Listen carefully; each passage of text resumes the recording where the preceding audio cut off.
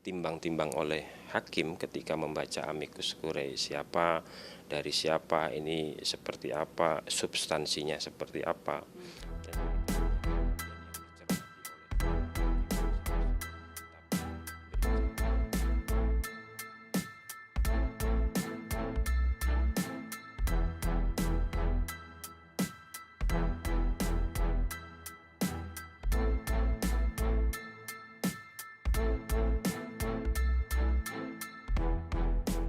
Kalau dari MK sendiri melihat amicus curiae ini seperti apa?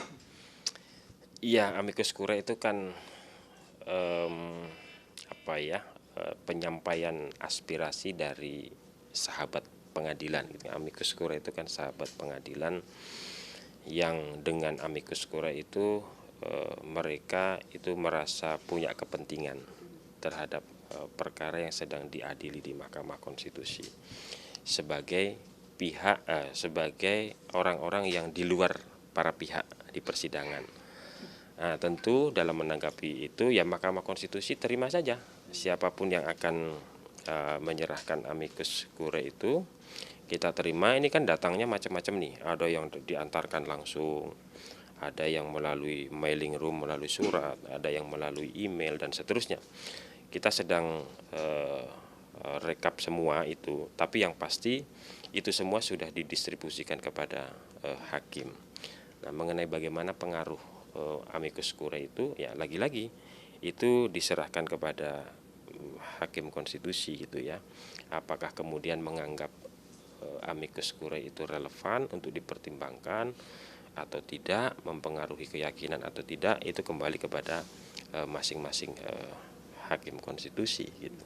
Nah, tapi kalau kita lihat kan amicus curiae ini memang istilahnya adalah sahabat pengadilan. Cuma kalau kita lihat elemennya, ini kan banyak. Ada dari tokoh, ada juga dari BEM, terus ada juga dari lawyer, banyak lah. Nah, apakah itu tidak cukup untuk kemudian menggerakkan atau mempengaruhi putusan hakim melihat bahwa memang masalah ini menjadi sorotan banyak pihak? Ya itu bagian yang kemudian akan ditimbang-timbang oleh hakim ketika membaca amicus curiae, siapa dari siapa, ini seperti apa, substansinya seperti apa. Tentu itu menjadi bagian yang dicermati oleh hakim konstitusi.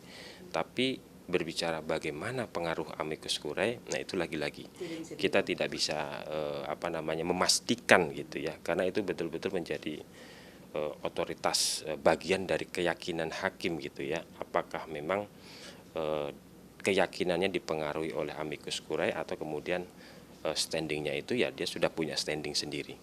Tapi yang pasti itu sudah kita sampaikan, kewajiban kita menyampaikan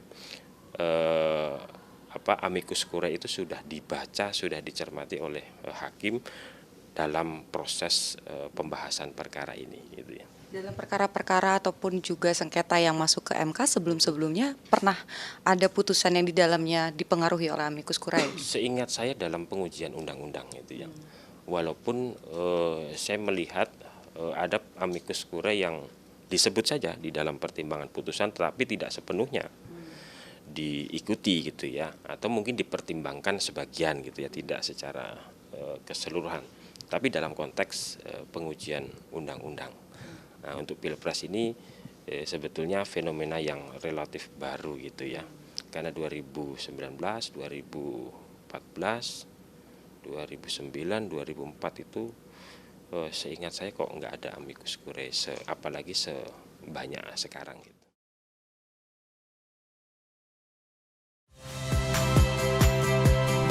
Saya Rahmat Ibrahim. Saksikan program-program Kompas TV melalui siaran digital, pay TV, dan media streaming lainnya. Kompas TV, independen, terpercaya.